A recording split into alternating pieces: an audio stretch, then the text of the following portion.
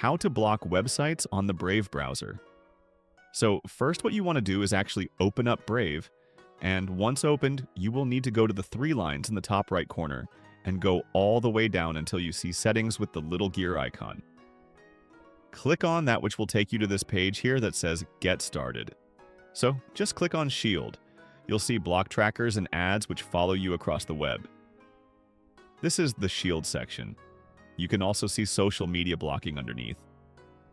There you will need to go to Content Filtering, click on that, and you will see Filter List Additional Power and Community List.